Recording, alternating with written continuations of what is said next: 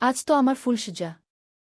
আমার প্রথম রাত, যে রাতে স্বামী এবং স্ত্রী একে অপরকে কিছু কথা দেয়, জীবনভর একসাথে থাকবে বলে প্রতিজ্ঞা করে।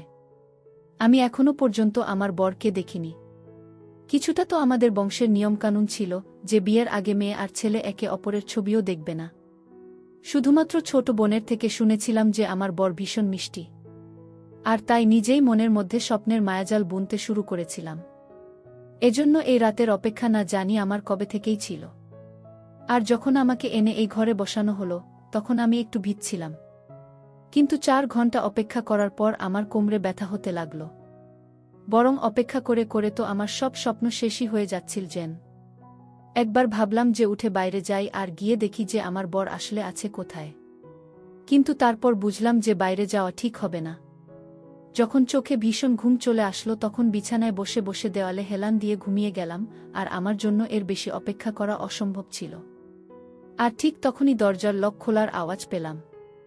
আমি ঘাবড়ে গিয়ে উঠে চোখ খুলে দেখতে লাগলাম। কিন্তু ঘরের মধ্যে ভীষণ অন্ধকার ছিল। আমি ভয় পেয়ে জিজ্ঞাসা করলাম, কে? কিন্তু জুতোর কোনো আওয়াজ পেলাম না। আমি আবারও একটু ঘাবড়ে গিয়ে জিজ্ঞাসা করলাম, শোনো, এটা কি? এই ঘরে এত অন্ধকার কেন? কারেন্ট কি চলে গিয়েছে? আমি এক নিঃশ্বাসে অনেকগুলো প্রশ্ন করে ফেললাম। তখনই একজন পুরুষের গলা শুনতে পেলাম। সে বলল, আমি তোমার স্বামী। আমি শুধু এটুকুই শুনতে চাইছিলাম, আর সেটা শোনার সাথে সাথেই আমার হৃদয়ের স্পন্দন আরও বেড়ে গেল। যখন কিনা আমি জানতাম ওই সময় আমার ঘরে আমার বর ছাড়া আর কেই বা হতে পারে। আমার বরের আওয়াজ শুনে আমার সমস্ত ক্লান্তি যেন ওখানেই শেষ হয়ে গেল। এবার আমার একটু লজ্জা পেতে লাগল। কিন্তু একটা বিষয়ে আমি অবাক ছিলাম, যে আমার স্বামী ঘরের মধ্যে আলো বন্ধ করে এত অন্ধকার কেন করে রেখেছে। আমার কাছে এই ব্যাপারটা একটু অদ্ভুত বলে মনে হলো। যদি লাইট চলে গিয়েও থাকে তাহলে তো মোমবাতি বা টর্চ ঘরের মধ্যে নিয়ে আসতে পারত। আমি চোখ বড় বড় করে দেখার চেষ্টা করতে লাগলাম। আর ঠিক তখন আমি একটা পুরুষের ছায়ার মতো দেখতে পেলাম, যে কিনা আমার দিকে এগিয়ে আসছিল বলে আমার মনে হলো। আমার স্বামী আমার সামনে এসে বসে পড়ল আর বলতে লাগল, আমাকে ক্ষমা করবে। বাইরের সমস্ত বন্ধুদের মধ্যে গল্প করতে করতে সময় বুঝতে পারিনি। তুমি তো জানো যে এরকম সময় বন্ধুরা কোথায় ছাড়তে চায়। তুমি অনেক ক্লান্ত হয়ে গেছো। আমার মনে হচ্ছে তোমার ঘুম প্রয়োজন। বাকি কথা আমরা কাল বলবো। আমার বর কথা বলার সময় অনেকটা তোতলাচ্ছিল। তার মুখ থেকে তো তোতলানোর শব্দগুলো পর্যন্ত ঠিক করে বের হচ্ছিল না। এর মানে এটা একদমই নয় যে তার তোতলিয়ে কথা বলার রোগ ছিল। সে তো এমনভাবে কথা বলছিল যে যেন আমাকে দেখে সে লজ্জা পাচ্ছিল। পুরুষ হয়েও তার এরকম লজ্জা করে করে কথা বলা আমায় কিছুটা হলেও চিন্তায় ফেলে দিল। তারপর মনে পড়ল যে ছোট বোনও বলেছিল যে দিদি, তোমার হবু বর বেশ লাজুক। আমি আমার বরকে জিজ্ঞাসা করলাম, তুমি ঘরের মধ্যে অন্ধকার করে দিয়েছ কেন?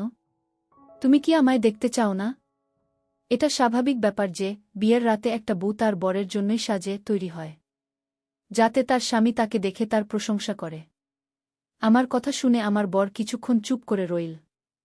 আমি তো তোমাকে মন ভরে দেখে নিয়েছি যখন তোমাকে আমার কাছে বসানো হলো। তুমি ভীষণ সুন্দর। আর আমাদের এখানে একটা রীতি আছে। আমার উপর কেউ জাদু করেছিল যাতে আমার বিয়ে না হওয়া, এই জন্য পুরোহিত বলেছিল যে তোমাকে কিছুদিনের জন্য রাতের অন্ধকারে বুয়ের কাছে যেতে হবে। এই কথাটা আমার বড় অদ্ভুত লাগল। কিন্তু ওই সময় আমি ওই কথাটাকেই সত্যি মেনে নিলাম। কেননা প্রথম রাতেই আমি কোনো তর্কের মধ্যে যেতে চাইনি। সেই রাতে ঘুমানোর জন্য আমি বিছানায় শুয়ে পড়লাম। আমার স্বামী তার আগেই শুয়ে পড়েছিল। মনের মধ্যে একটা আশা ছিল যে নিজের বরের মুখ দেখতে পাব। কেননা সে আমার বর বলে কথা।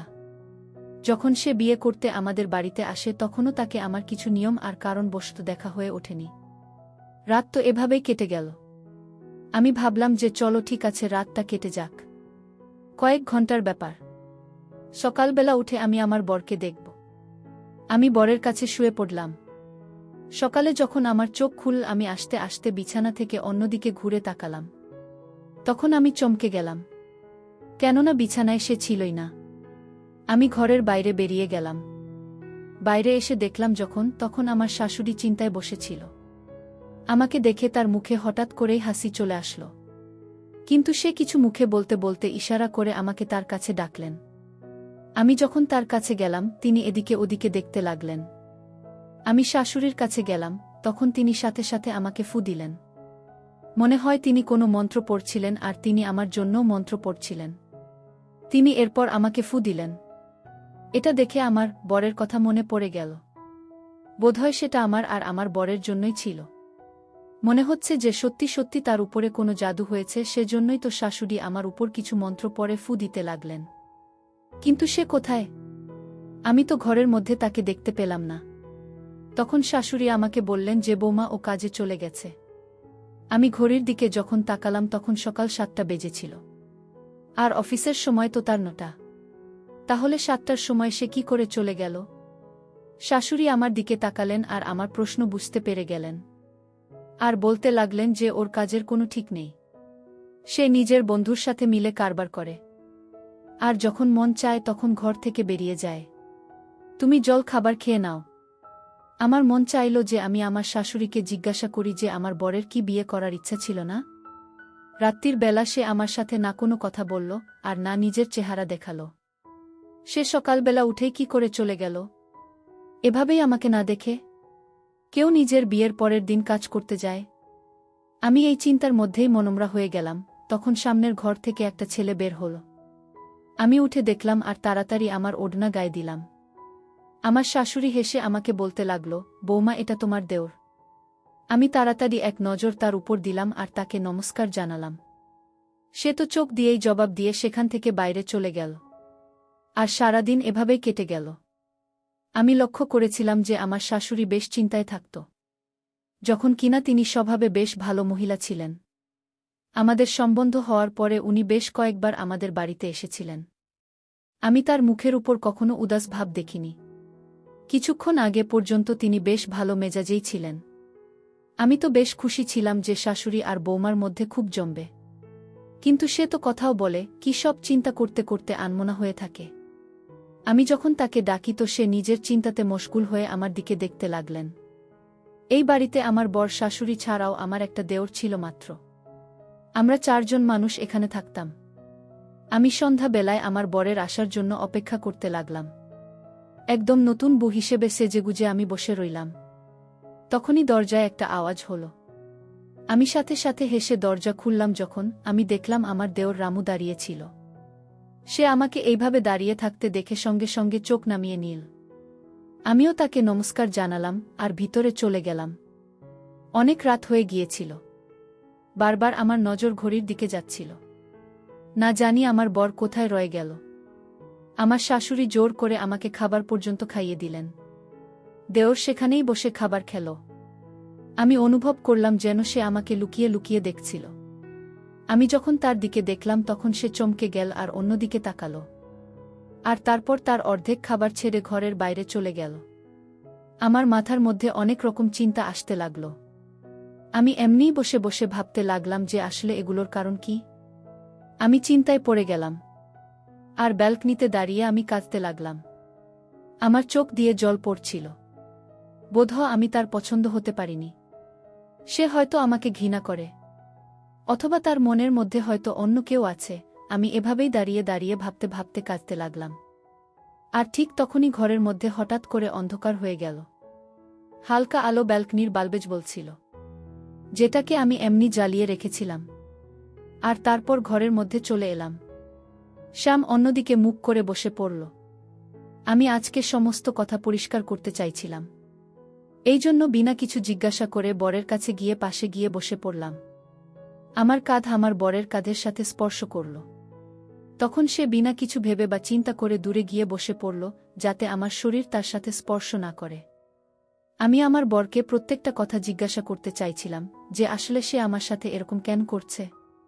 আমি এরপর আবার একবার বরের দিকে তাকালাম। আর ভয়ে ভয়ে আমার বরের হাত ধরলাম। আমার হাত অনুভব করার সাথে সাথে শ্যাম নিজের হাত ছাড়িয়ে উঠে দাঁড়িয়ে পড়ল। অন্যদিকে মুখ করে বসে বলতে লাগল, বলার আছে তাড়াতাড়ি বল। আমি ভীষণ ক্লান্ত, আমার ঘুম পাচ্ছে। আমার বরের কথায় আমার চোখে জল চলে এলো। আমি বললাম যে তুমি কি অন্য কারোকে পছন্দ করো? যদি এরকমই ব্যাপার হয়ে থাকে তাহলে তুমি আমাকে বিয়ে করলে কেন?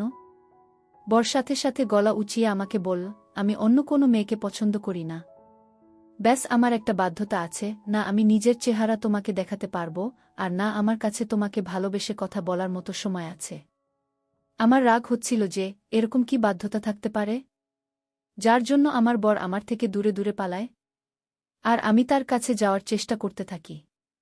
সেই দিনের পর বেশ কয়েকদিন এমনি কেটে গেল, আর পুরো রাত আমি গভীর ঘুমে ঘুমাতে লাগলাম। ফলে আমার চোখ সকাল বেলা গিয়েই খুলত। সারাদিন বর ঘরের বাইরে থাকত। অন্যদিকে আমি না জানি কেন এরকম অনুভব করতে লাগলাম যে আমার উপর যেন কেউ নজর টিকিয়ে আছে। কিন্তু আমি যখন এদিক ওদিক তাকিয়ে দেখতে থাকি তখন কেউ আমার নজরে আসে না। একবার আমি শাশুড়ির জন্য চা বানিয়ে আমার শাশুড়ির ঘরে যেতে লাগলাম, তখন তার আওয়াজ শুনে আমি সেখানেই দাঁড়িয়ে গেলাম। বারবার তিনি একটাই শব্দ বলছিলেন। না জানি সে কে ছিল। আমার শাশুড়ি তার কাছে কাকুতি মিনতি করছিলেন। না জানি আমার শাশুড়িকে কে ব্ল্যাকমেইল করছিল। আমি যখন তার দরজায় টোকা মারলাম আর ঘরের ভিতরে ঢুকলাম তখন সে ফোন বন্ধ করে নিজের চোখের জল মুছতে লাগলেন। আমি তার কাদার কারণ জিজ্ঞাসা করলে উনি বলতে লাগলেন ফোনে তার ভাই ছিলেন। তিনি তার উপর রেগে আছেন, আর কয়েক বছর হয়ে গেছে উনি কথা বলেন না, আর শাশুড়ির সাথে দেখা করতেও আসেন না। সেজন্যই শাশুড়ি কেঁদে কেঁদে তার কাছে মিনতি করছিলেন। আমার হৃদয় শাশুড়ির কথা শুনে উদাস হয়ে গেল। কিন্তু তারপর যে সত্যি ব্যাপারটা আমার সামনে উঠে এলো সেটাই আমি তো অবাক হয়ে গেলাম। কিছুদিন পরে শাশুড়ির বোন তার সাথে দেখা করতে আসলেন। আমার সাথে উনি খুব ভালোবেসে কথা বললেন, খাবার আমার সাথেই খেলেন। আমি এটা অনুভব করেছিলাম যে শাশুড়ি আর দেওর দুজনেরই খাবার খাওয়া অপছন্দর মনে হচ্ছিল। আমার দেওর তো খাবার খেয়েই ঘরে চলে গেল। আর যখন দেওরের এই মেজাজ মাসি দেখলেন তিনি আমার শাশুড়িকে বলতে লাগলেন, তুমি রামুর সম্বন্ধ ছোট বয়সেই আমার মেয়ের সাথে করেছিলে, এবার তুমি আমাকে বলো যে কবে তুমি আমার মেয়েকে বউ বানিয়ে আনবে। আমার শাশুড়ি তার বোনের কথা এড়িয়ে যাচ্ছিলেন। আমি এটা অনুভব করলাম যে উনি রামুর সম্বন্ধ নিজের বোনের মেয়ের সাথে করতেই চাইছিলেন না। পরের দিন আমার শাশুড়ি ঘুমোচ্ছিলেন। তখন মাসি জেগেছিলেন। আমি রান্নাঘরে নিজের জন্য জলখাবার বানাচ্ছিলাম। তখন মাসি সেখানে চলে আসলেন আর আমাকে বলতে লাগলেন যে আমি যেন তার জন্যেও জলখাবার বানিয়ে দিই। আমি তার জন্য জলখাবার বানাতে লাগলাম, আর আমরা একসাথে খেলাম। মাসি আমাকে বলতে লাগলেন, শ্যামকে দেখতে পাচ্ছি না তো, এখনো কি সে শুয়ে আছে? কাল থেকে আমি এসেছি, তার কি একবারও আমার সাথে দেখা করারও ইচ্ছা হলো না? আমি বললাম, সে তো সকাল সকাল নিজের কাজে চলে যায়। তখন উনি বলতে লাগলেন, সকালে চলে যায় তো রাতে কখন আসে? আমি বললাম, সে অনেক রাতে ফেরে। আমার কথা শুনে মাসি চুপ করে গেলেন। নিজের চা খেতে লাগলেন। আমার মাথার মধ্যে হঠাৎ করেই শাশুড়ির ভাইয়ের খেয়াল আসলো। তখন আমি তার কথা বলতে লাগলাম। আমি বললাম, আপনার ভাই কিসের জন্য এত রেগে আছেন যে রোজ আমার শাশুড়ি তার কাছে কাকুতি মিনতি করতে থাকেন? উনি নিজের বোনের উপর একটুও নরম হন না কিসের জন্য? আমার কথা শুনে মাসি তো অবাক হয়ে গেলেন।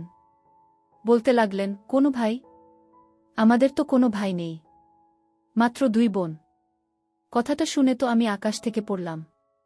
যদি আমার শাশুড়ির কোনো ভাই নাই থাকে তাহলে সে কেঁদে কেঁদে কার কাছে কাকুতি মিনতি করেন? যে সে যাতে ফিরে আসে, যে একবার যাতে তার সাথে দেখা করে নেয়। মাসিও আশা ছেড়ে দিয়েছিলেন। আর আমার শাশুড়িও হঠাৎ বলতে লাগলেন যে রামু ওই মেয়েটিকে বিয়ে করতে চায় না। আমি জিজ্ঞাসা করলাম, কেন? তখন তিনি বলতে লাগলেন, তার ইচ্ছাই নেই। আমি বললাম, যে যদি তার ইচ্ছা না হয়ে থাকে তাহলে সে এত বছর ধরে সেটা জানায়নি কেন? প্রথমেই তো তার না বলে দেওয়া উচিত ছিল। আমার শাশুড়ি বলতে লাগলেন যে এই কথাটা উনি রামুকেও বলেছিলেন। তিনি আরও বললেন যে আমি আমার 2 ছেলের জন্য ভীষণ দুঃখী হয়ে গিয়েছি। ওরা নিজেরাই নিজেদের মর্জির মালিক। এটা বলতে বলতে উনি কাঁদতে লাগলেন। আর আমি তাকে চুপ করাতে লাগলাম। বিরক্ত তো আমিও আমার বরের থেকে হয়ে গিয়েছিলাম, এজন্য আমি ঠিক করলাম যে আমি ওনার সামনে আছি হয়তো, সেই জন্য উনি হয়তো আমাকে গুরুত্ব দিচ্ছেন না। আমি কিছুদিনের জন্য নিজের বাবার বাড়ি চলে যাই, যাতে সে আমার কদর করতে পারে। এই জন্য একদিন যখন আমার মন ভীষণ অস্থির হয়ে উঠল তখন আমার শাশুড়িকে আমি জিজ্ঞাসা করলাম আর চলে গেলাম। আর ভাবলাম যে এবার আমি আমার মাকেও গিয়ে জিজ্ঞাসা করব যে কিরকম লোকের সাথে আমার বিয়ে করিয়েছ, যে এখনো পর্যন্ত নিজের চেহারাও নিজের স্ত্রীকে দেখায়নি। কিন্তু আমি তো এটা জানতাম না যে ওখানে পৌঁছানোর পর আমি কি ভীষণ জোরদার একটা ধাক্কা খেতে চলেছি। যখন বাড়িতে পৌঁছালাম তখন একটা কুরিয়ার আসলো। সেটা আমাদের ঘরের বাইরে ছিল। আমি তাকে বললাম, কার পেপার এসেছে? তখন সে অদ্ভুতভাবে আমাকে দেখতে লাগল। সেই কাগজে তো আমারই নাম লেখা ছিল। যখন আমি খুললাম ভেতরের যে কাগজ ছিল সেটা পড়ে আমার পায়ের তলা থেকে মাটি সরে গেল। আমি বাবার বাড়িতে গিয়ে আমার নিজের ঘরের ভেতর চলে গেলাম আর আমি মাথা খাটিয়ে বুঝতেই কাটিয়ে দিলাম যে এবার বোধহয় সব কিছু শেষ হয়ে গেছে। বিয়ের নামে আমার সাথে কোনো খেলা হচ্ছিল। যে কাগজগুলো আমার হাতে ছিল সেগুলো সত্যিই যখন আমি জানতে পারলাম আমি অবাক হয়ে রয়ে গেলাম। সারাদিন আমি ঘরের মধ্যেই বসে রইলাম। আমি আমার ছোট বোনকে বললাম যাতে সে আমাকে আমার বরের ছবি দেখাতে পারে যেটা সে বিয়ের সময় তুলেছিল। কেননা আমি তো এখনো পর্যন্ত আমার বরের মুখও দেখিনি। আমার বোন আমায় একটা ফটো দেখালো, যেটা খাবার খাওয়ার সময় তোলা হয়েছিল। আমি ছবি দেখলাম, আমার বর ভীষণ সুন্দর এবং কম বয়সী ছেলে। বাড়িতে আমি কোনো কথাই আমার বলতে চাইছিলাম না। আমি কিছুদিন পরে আবার শ্বশুরবাড়িতে চলে আসলাম। এবার সত্যিটা সবার সামনে আনা জরুরি হয়ে পড়ল। রাত্রিবেলা আবার সেই লোকটা আমার ঘরে আসলো, যে গত 1 মাস ধরে আমার বর হয়ে আমারই ঘরে ছিল, আর সকাল হতেই সে ঘর থেকে চলে যেত।